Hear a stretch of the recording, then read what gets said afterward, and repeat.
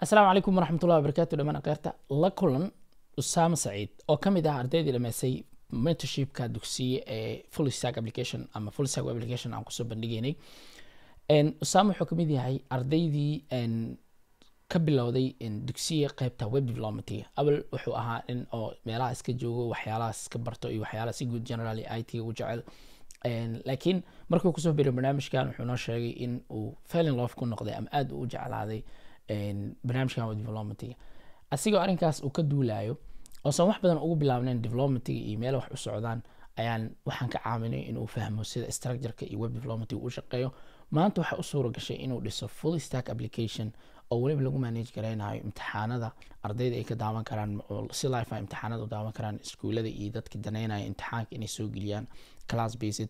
weliba barnaamij oo management guud ah oo uu sameeyay isagoo isticmaalayo weliba modern full stack application iyadoo u marayo technologies casri ah. technologieska iyo wuxuu ku sameeyay isaga ayaa noo sharxi doono. runtiisa horeyna kugu sheegay dadaalaha waa uu gaaraa, keliya waxaa u baahan tahay inaad hesho wadada saxda ah iyo qofku hagaa. runtii waxa anaga aan ka shaqeyno waa intaas. waxaan rajeynayaa inaad projectkan aad iyo aad uga heli doontaan, yaan war badan idin kugu daalinin. usaama ayaa noo soo bandhigi doona projectkan iyo siduu u sameeyey, isaga ayaa noo sharxi doona, keliya waa idinkaga dhex bixi doonaa si aad u aragtaan oo dhiirigelin idinkugu noqoto inaad hore usoo socotaan. so usaama kusoo dhawo barnaamijka, let's go ahead and get started. magacayga waa Usaama Saciid. waxaa ahay arday dhigta computer science semester 5 jaamaca ku taalo Kenya oo University la yiraahdo. projectiga maanta idinla wadaagayo waxaa waaye student resource management platform. waxaa lagu manage gareynaa examiska, resourceska, classeska, dhammaan wax kastoo looga baahan yahay ii sheeg resourceska. waxaa isticmaalna Next.js 14, TypeScript, Prisma, MongoDB, Next.auth iyo Tailwind CSS. haddii aan soo koobo projectiga horta laba qeyb oo ka koobnaa doonaa, qeyb admin dashboard ah iyo student dashboard ah. qeybta adminka wuxuu awood u yeelan doonaa sign inuu sameeyo, inuu student add sameeyo, update ku sameeyo, mise delete ku sameeyo. sidoo kale si lamid ah macalinka oo kale teacher inuu saas ku sameeyo, classeska, subjectska, resourceska. wuxuu kale awood u yeelan doonaa inuu personal detailskiisa u bedesho, passwordkiisa uu bedelo karo, forgot password asigoo loo dirayo email. studentgana waxaa awood u yeelan doonaa insha allah sign inuu sameeyo, resultgiisa inuu ka arko si gooni ah. sidoo kalena wuxuu sameyn doonaa isheeg change password, personal detailskiisa uu bedelo karo iyo forgot password. waxaan iska wareejinaa dhowr taa waa furtaysaa waqti uu soo koobo. marka koowaad waxaan sameyn doonaa sign in, qaybta adminka ku bilaabi doonaa insha allah.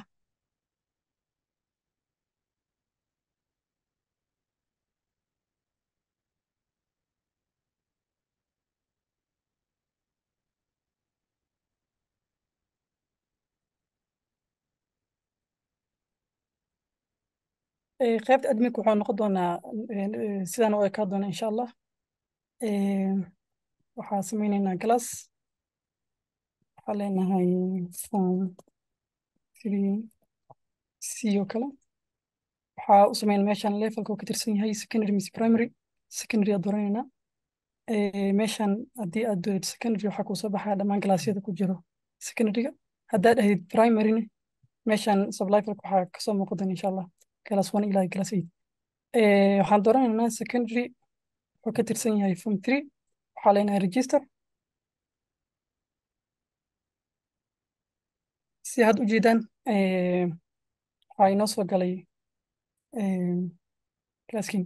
waxaa sameyn kartaa inaa qaab excel ahaan ula baxdid, ii sheeg inaa raadisid from haddii galaasyo badan meesha ay ku jiraan oo kale, from 3 oo kale soo daro. waxaa sameyneynaa teacher, waqtiga soo koowaad suul new teacher aa leenahay.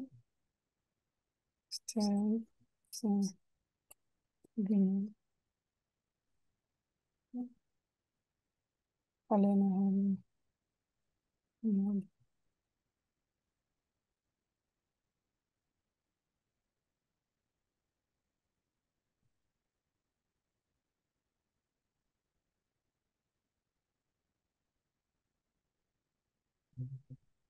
iyo lambarkan horaa loo diiwaangeliyo leeyahay lambar magaca kale ku filnaa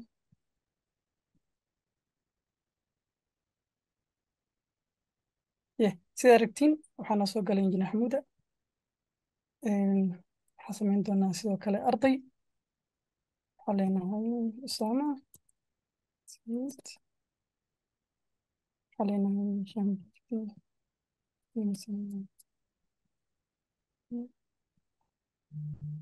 meeshan waxaa kasoo bixi doona galaashyada ku jiro noo diiwaan gashan waxaa u dooraynaa marka form 3C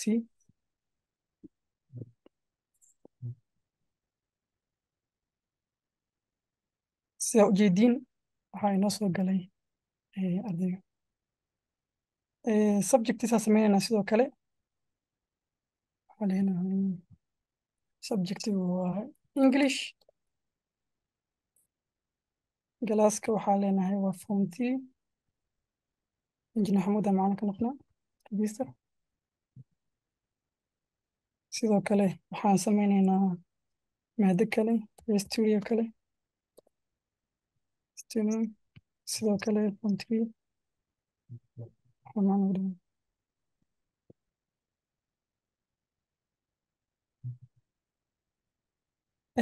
waxaa tegaynaa qaybta examiska waxaa leenahay new exam samey waxaa leenahay final sanadka waa 2024 teramkiisa koowaad galaaska waxaa leenahay form 3C register exam hadda waxaa inoo sameysan class teacher student subject exam waxaan sameyn doonaa hadda resultska ardaydiisa ugu diri lahaa arkayna examka meeshan waxaa kasoo muuqan doona sheeg final laba xabo hor igu sameysan sorry from 3C meeshan waxaa kasoo geli doona ardayda inta ku jirto marka waxaa leenahay 3C waxaa inoo doonay English iyo history waxaa leenahay waxaa lagu saxaa si guud waa 100 inta lagu baasayo waa 40 ardayga waxaa keena leenahay 76 sidoo kale historyga 100 lagu saxayo waxaa leenahay 40 oo keenay 56 samidaa sameynayna hadda seefaa la sameeyey ka waran haddii marka ardaygan dib wixiisa ka qaldamaan oo kale waxaan sameyn doonaa nakoo minute waxaan sameyn doonaa haddii ka qaldamaan oo kale si loo sameeyo update arkayna kantiina sama waxaa kasoo bixi doona marka intii hore ugu jirtay intoo keen update sameynaynaa waxaa leenahay meeshan oo kale 76 yimir wuxuu keenay 56 meeshan waxaa leenahay wuxuu keenay 86 update meeshan userska waxaa waaye dadka adminka ah soo geli karo akoonka si guud hadda qaybta adminka waxaa inoo dhiman settingska 1 minute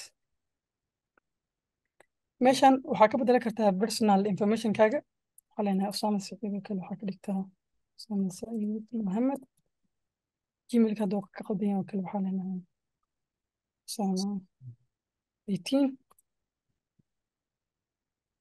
lambarkan meeshan waxaa gelinaysaa lambarkaagi passwordkaagii hore waxaa leenahay new password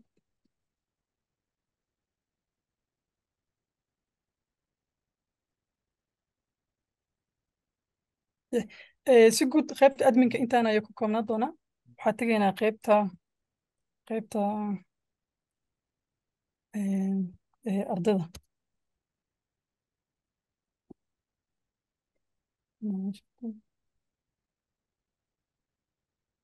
sign in oo akoonkaas ahaa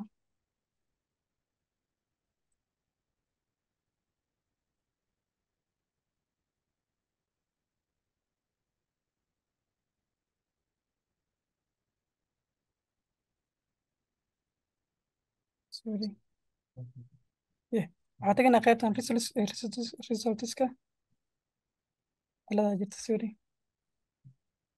business round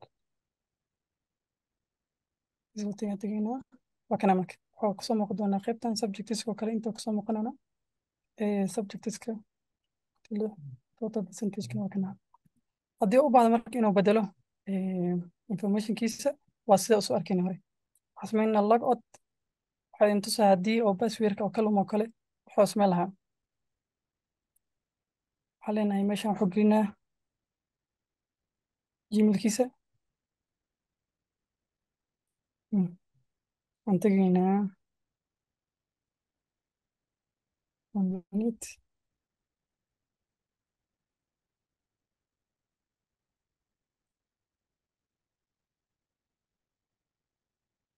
sida aragtiin waxaa soo baxay please reset your password waxaa reset password oo gashanaa new password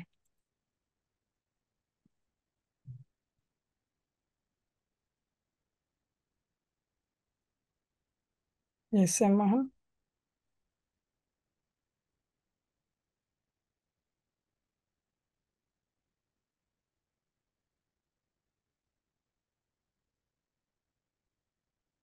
yeah